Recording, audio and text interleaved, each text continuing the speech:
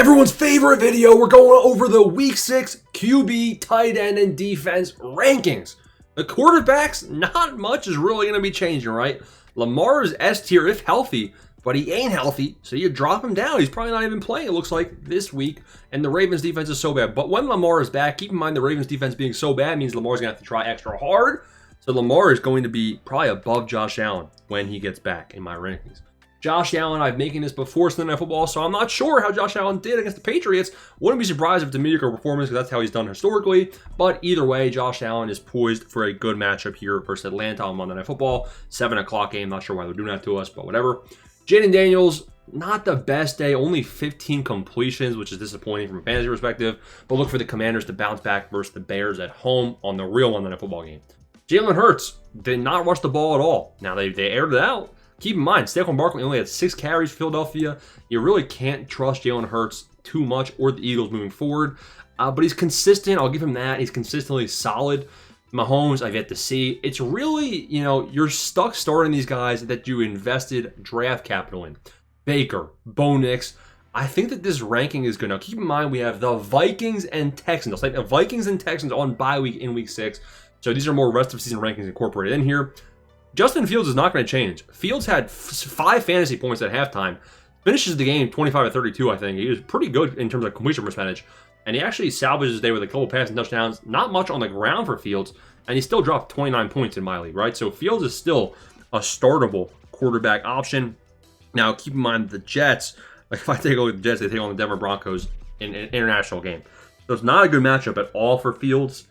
So maybe bump him down a little bit here. Bump him down to like D tier, and you just don't have any C tier quarterbacks at all. Whereas Bo Nix, to be honest, I might take Bo Nix against the Jets' bad defense over Baker Mayfield and the Bucs. So I think that's solid for the rankings there. Dak Prescott just threw for 4 passing touchdowns, and they take on the Carolina Panthers. Dak Prescott, I think, is fairly ranked. Kyler Murray got banged up. He actually had a rushing touchdown, which is why I had Kyler Murray in here in D tier for week 5.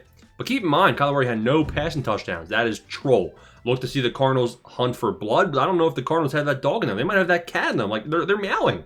It's bad. Haven't seen Drake May. I think that I like the look of this D tier ranking. Herbert could rebound, and nobody would be surprised. But guess what? The one big change we're going to have here is Jackson Dart. I mean, Jackson Dart had 60 rushing yards? I think I'm going to have to bump him up my rankings, but he takes on the Eagles, so I can't bump him up too much just yet. To be honest, this is the ranking I would look at. Now, 4, 8, 12, this is your top 12 starting quarterbacks. Now, the reason I have Jordan Love so high is they take on the Cincinnati Bengals. Might be higher than other people on Jordan Love, but they're taking on the Bengals, so I don't mind that. Now, there's a name missing from this list. Dun, dun, dun, dun. Indiana Jones. Indiana Jones is that C-tier quarterback ahead of Fields. That's right, it's a high ranking. I have Indiana Jones as my QB 6 on the week. Believe it or not. And I think that's good for the QB rankings. Aaron Rodgers, Trevor Lawrence, I can't really trust any of those guys. Rattler doesn't even deserve to be ranked.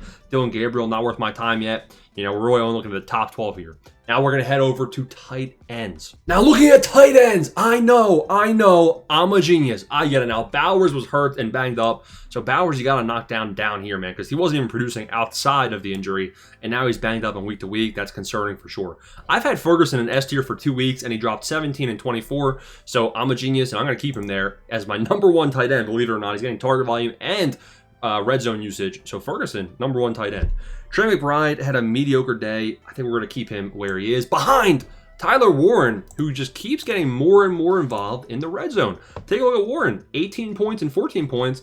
I think he might have higher upside than what Trey McBride has been doing. Either way, Warren and McBride, they're kind of interchangeable in my eyes. Bowers, you start him if you have him. Laporta, you start him if you have him. But the target volume's not great, and he will be volatile. I'm curious what Juwan Johnson did. I saw Taysom Hill throw him a nice 19-yard catch. Juwan Johnson back-to-back bad weeks, and it's back to reality. The target volume's down. The receiving usage is down. Juwan Johnson is down in the rankings pretty far. It's a big-time faller for the Week 6 rankings. Tucker Kraft and Kyle Pitts, both off bye weeks. I think both these guys are almost interchangeable. Hockenson, I like more if Wentz is there. We'll have to see who's starting. It doesn't matter because they're on bye. But outside of the bye week, expect McCarthy back. And Hawkinson's going to have to fall in these rankings. Hunter Henry could rise depending on what he did in Monday and Sunday Night Football. You'll know that by now. Same thing with Kelsey. But for right now, I think that B tier is going to be a lot of fringe tight ends. Now, Ertz did not do much at all in the Commanders game in week 5, so Ertz might have to drop. And Njoku probably rises. You know, if you have Njoku rise, keep in mind I probably have Fannin somewhere in this C tier as well towards the bottom. But Njoku did have a big breakout game. And I take on the Pittsburgh Steelers here in week number 6. So Fannin is a borderline play. I'd probably have Fannin right behind Njoku ahead of some of these guys. Jawan, Hawkinson are solid. I'm bumping Ertz down. I'm bumping Henry up a little bit. When Goddard is healthy, I think Goddard is also a startable option. Like if we take a look at what Dallas Goedert realistically has done when he is healthy, which is not often, you know, 11 points, 10 points, 19 points, and 11 points. Maybe I'm too harsh on him. Maybe he's more reliable than you think, which is why I still have him inside of my what? He's my number 13 tight end. So those are really the top 13, 14 tight ends that you want to be starting in week 6. Now let's real quick go through and really think like Kincaid. Kincaid is borderline Strange. We'll see what Strange does. Andrews and Likely without Lamar Jackson, you can't trust either one of them. Okonkwo had a decent game. We'll bump him up a little bit for the week 6 ranking. Ingram will bump him up a little bit for the touchdown. He had 6 targets as well. Not terrible. There's nobody else that I trust much with these rankings. Now you might be asking yourself, where is Darren Waller? Where's Mason Taylor? I'll tell you right now. Mason Taylor, I trust more than D tier. I would put Mason Taylor ahead of Zach Ertz. I'd put Mason Taylor right here. This guy had 12 targets, 9 catches, know his name. And the other bum, who's the other bum? I said Darren Waller. I'd probably put Darren Waller right ahead, to be honest, of Hunter Henry. You know, Waller, I think you should sell him while you can, but I'm putting Waller right here in C tier as well. There's a tight end rankings. Let's go do defense. Taking a look at the week 6 defenses, it starts off with Pittsburgh. The Pittsburgh Steelers take on the Cleveland Browns. The Browns offense isn't great. And honestly, the Browns could also be in this defensive ranking, and they will. Browns versus Steelers. I think either of these teams could be solid. I think both these teams will have solid days. I don't know if either of them deserves to be an S tier. I would put Pittsburgh in S tier typically, but keep in mind, this Steelers defense the first couple of weeks let up 30 points a couple games in. Now, the Green Bay Packers take on the Cincinnati Bengals, and the Bengals quarterback play has just looked so bad. Packers off defense was really good. So the Packers are going to be S tier for me. The Raiders take on the Titans. The Titans and Raiders defense both might actually be startable, but I trust the Raiders a little bit more. The Broncos take on the New York Jets, international game, and I'd rather have the Broncos really than what we're seeing here. I think I'd rather have the Broncos than either the Browns or the Steelers, and the Raiders as well. The Eagles take on the New York Giants, a rookie quarterback. Yeah, Eagles are going to be a defense you want to start. The New England Patriots take on the New Orleans Saints. I'll think about it. The Chargers take on the Dolphins.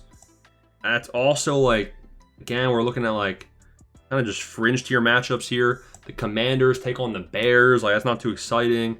Patriots versus Saints. Like, I think the Patriots defense has actually been performing decently. So the Patriots are probably one that I would look to target. Cowboys versus the Panthers. Cowboys defense is kind of malleable. I think we all know that now. The Rams defense versus the Ravens with no Lamar Jackson. This is going to be a one you can grab. They're actually projected not too much, but keep in mind Lamar's probably out. Go grab that Rams defense. It's going to be a good defense to start. We'll put him at the 3rd spot for now.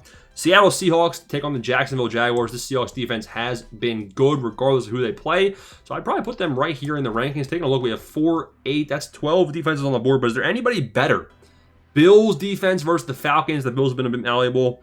Not a big fan of that one. Yeah, I think these are the top 12 defenses for me for week 6. Hope you enjoyed the video. Smash like and subscribe button. Thanks for watching.